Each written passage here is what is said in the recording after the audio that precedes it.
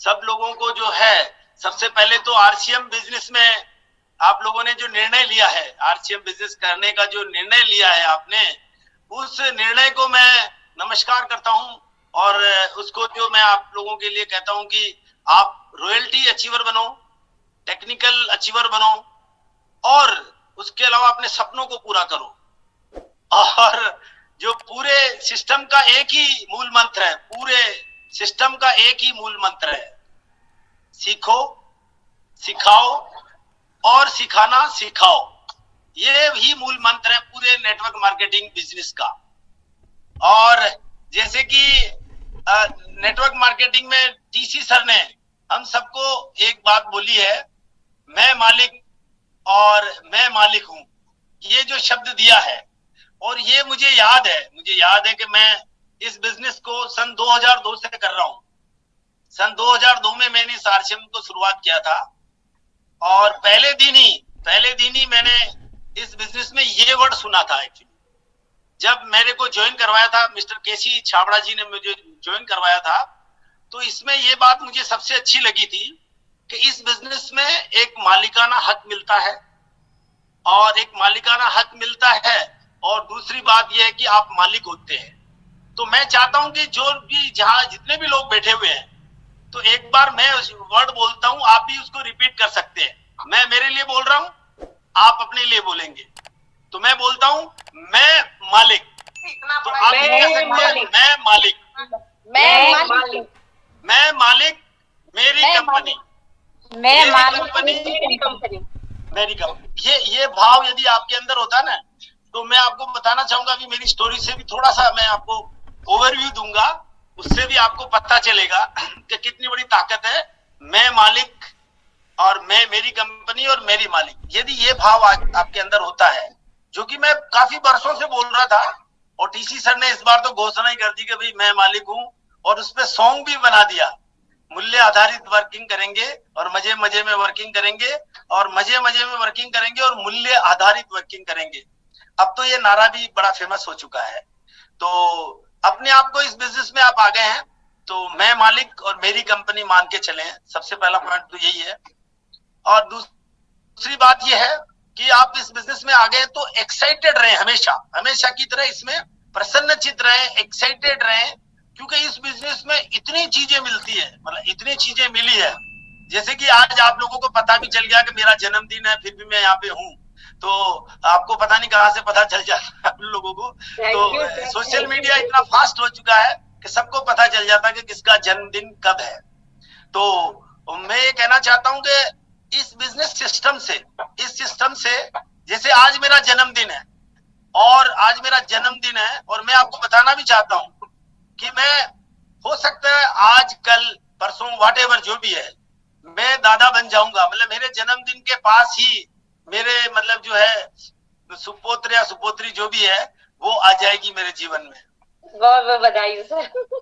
तो ये कितनी बड़ी बात है, मतलब क्या चाहिए आरसीएम में, क्या चाहिए वो सब। बहुत बहुत बधाई होते हैं दिल से पूरे परिवार की। लेकिन लगता नहीं सर।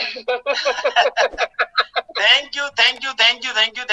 तो मैं क्या कहना चाह रहा था, मैं ये कहना चाह रहा था कि इसमें सब कुछ मिलता है। भाई मैंने सोचा कि मतलब जो मांगो वो मिल जाता है। हमने मांगा कि यार मेरे जन्मदिन के आसपास ही ये सुपुत्र सुपुत्री हो जाए, तो देखो वो भी हो गया। तो अब आप सोचो कि जो चाहिए वो सब कुछ मिल जाता है आरसीएम में, और इतना कुछ मिलता है। तो इसकी सबसे पहले तो मैं धन्यवाद देना चाहता हूँ। सबसे पहले तो ऊपर वाले का, भगवान का धन्यवाद देना चाहता हूँ, और उसके बाद मैं अपने माता पिता का धन्यवाद देना चाहता हूँ, और तीसरा जो धन्यवाद मैं टीसी छाबड़ा सर को देना चाहता हूँ, और चौथा मतलब धन्यवाद आप सब लोगों को देना चाहता हूँ। आप सब लोगों की दुआओं से, सब लोगों के प्यार से, सब लोगों के सहयोग से ही मैं आज जो भी बना हूं, उसी की वजह से बना हुआ हूं। तो मैं सब लोगों का एक तो शुक्रिया कहना चाहता हूं आज के दिन, कि ऐसा मुझे मतलब कि जो है जीवन मिला, ऐसा जीवन मिला जिसके अंदर मुझे इतने आशीर्वाद मिले।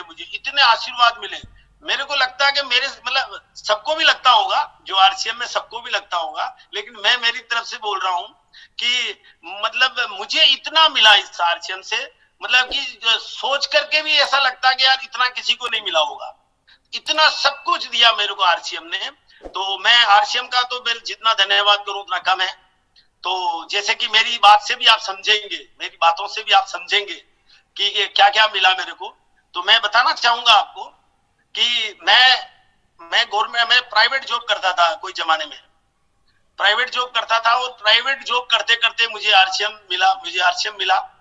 मैं लकी रहा। मैं 14 वर्ष तक मैंने नौकरी की, और सन 2002 में मैं 14,000 की एक नौकरी कर रहा था दिल्ली में, दिल्ली के अंदर छोटी सी नौकरी कर रहा था मैं, और उस वक्त मुझे आरसीएम मिला है।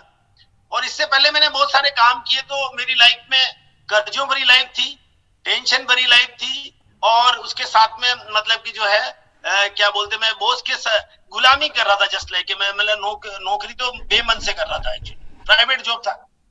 तो उस वक्त मुझे आरसीएम मिला, और जब मैं लॉस में था, काफी लॉस में था, कर्जे में था, तब मुझे आरसीएम मिला था। और आरसीएम जब मिला मुझे, तो इसकी ताकत का मुझे अंदाजा लगा कि ये बिजनेस 100% लोगों के लिए बना हुआ है, 100% लोगों के लिए इस बिजनेस को डिजाइन किया जा रहा है, और इस बिजनेस में मालिकाना हक मिलता ही है, और इसके साथ में इसमें बहुत सारी ऊंचाइयां हैं। ये जान करके मैं एक्साइटेड हुआ, और मेरे जीवन में बहुत सारी असफलताएं ली मैंने। अभी तो मैं बता भी नहीं सकता इस छोटे से समय में, लेकिन असफलताएं हाथ लगी मेरे को। कर्जों भरी लाइफ थी, और लेकिन और कर्जों भरी लाइफ थी, और उस वक्त मेरे साथ में मेरा एक बेटा और बेटी थी, और मैं दिल्ली जैसे शहर में रहता था, और कर्जों भरी लाइफ थी। और आपको मतलब कि मैं बताते हुए, आज पता नहीं पुरानी स्टोरी है तो मैं बताने तो नहीं चाह रहा, लेकिन फिर भी मैं बता देता हूँ कि मेरे पास में एक फाइनेंस किया हुआ स्कूटर भी था उस जमाने में। फाइनेंस किया हुआ स्कूटर था मेरे पास में, तो वो स्कूटर की किस्त जमा नहीं होने के कारण फाइनेंस कंपनी वाले उसको उठा के ले गए थे। तो वो दिन भी मुझे याद है कि यार ऐसे दिन भी हमने देखने पड़े थे जीवन के अंदर, ऐसे दिन भी मैंने देखे हैं लाइफ के अंदर, जहाँ पे कि कर्जों भरी लाइफ थी।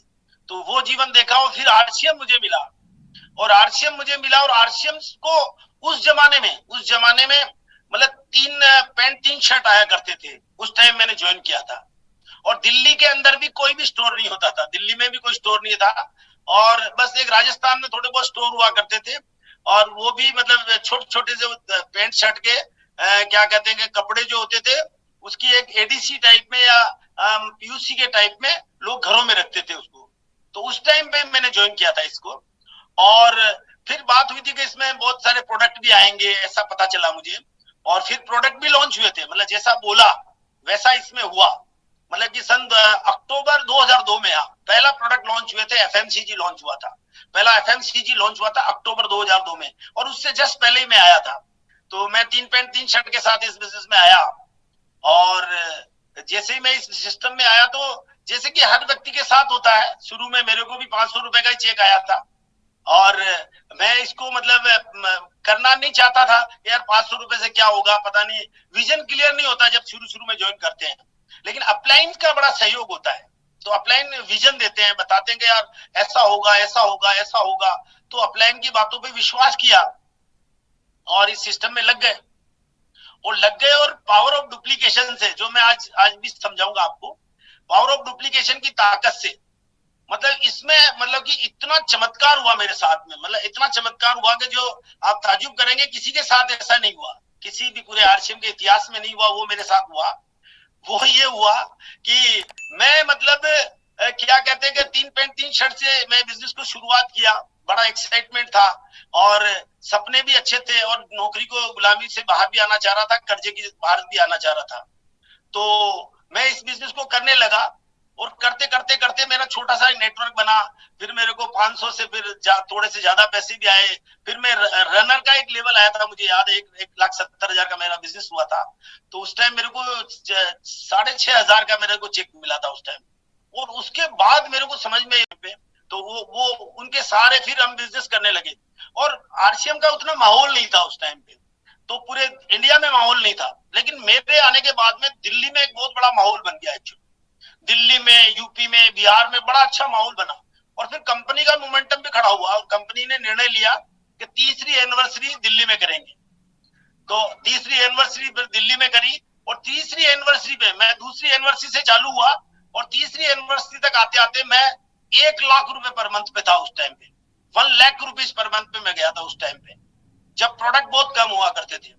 और चमत्कार हुआ मेरे साथ में। और एक और चमत्कार हुआ, 3rd एनिवर्सरी में मेरे को बहुत अच्छा सम्मानित होने का अवसर मिला, सीरी फोर्ट में, दिल्ली में ये फंक्शन हुआ था। फिर उसके बाद, उसके ठीक 2 साल बाद मैं इस बिजनेस का स्टार रूबी पिन अचीवर बन गया। स्टार रूबी 3 साल में मैंने इस सिस्टम में स्टार रूबी पिन अचीवमेंट ले लिया। तो ये सब कुछ हुआ, पता नहीं चमत्कार हुआ मेरे साथ में, पावर ऑफ डुप्लीकेशन का एक चमत्कार हुआ मेरे साथ में। उस जमाने में जहां प्रोडक्ट नहीं हुआ करते थे, हिंदुस्तान के अंदर सबसे फास्टेस्ट स्टार रूबी का तमगा मेरे को मिल गया, कि इतना जल्दी से मेरे को तेजी से मिला, और हिंदुस्तान में आरसीएम का बिजनेस एकदम बूम करने लग गया उस टाइम पे। तो मुझे लगा कि मतलब काफी एक ऐसा सफर रहा। और मुझे वो दिन भी याद है जब मैं कंपनी में जॉब किया करता था। तो मैं अपने जो बॉस हुआ करते थे, मैनेजिंग डायरेक्टर उस कंपनी के, तो वो बात मैं हमेशा कहता भी, बहुत सारी स्टेज पे कहता भी हूँ, कि मैं मैनेजिंग डायरेक्टर के पास जब मैं रॉयल्टी अचीवर बन के गया, तो मैंने जो उसको जॉब से रिजाइन किया। तो जॉब रिजाइन किया था तो वो भी हंसने लग गए, यार क्या कर रहे हो, कहाँ जाओगे। तो मैंने उनसे डायरेक्टली क्वेश्चन किया कि मैंने कहा, यार आपकी सैलरी कितनी, पहले बताओ सर। जो 1000 लोगों के ऊपर काम करता है, किसी भी आईएएस ऑफिसर से बड़ा लेवल था उनका, आईएएस ऑफिसर से बड़ा लेवल था उनका। तो उस टाइम पे वो 2.5 लाख रुपए सैलरी थी उनकी, और कंपनी पूरी वो संभालते थे, 1000 लोग उसके अंडर में काम करते थे, मैं भी अंडर में काम करता था। तो मैंने उनको चैलेंज किया कि सर मैं आपको 4 साल के अंदर अंदर आपको पीछे छोड़ दूंगा, मुझे एक ऐसा सिस्टम मिला हुआ है। और सच मानिए दोस्तों, मैं 3 साल के अंदर ही उस मैनेजिंग डायरेक्टर को मैं पीछे कर चुका था। 3 साल के अंदर, 3 साल के अंदर मैंने पीछे कर दिया। जब स्टार रूबी बनते हैं तो 5-6 लाख का चेक आ ही जाता है। तो 5 लाख का एवरेज इनकम मेरी स्टार्ट हो गई थी उस जमाने में, उस जमाने के अंदर। तो ये चमत्कार हुआ।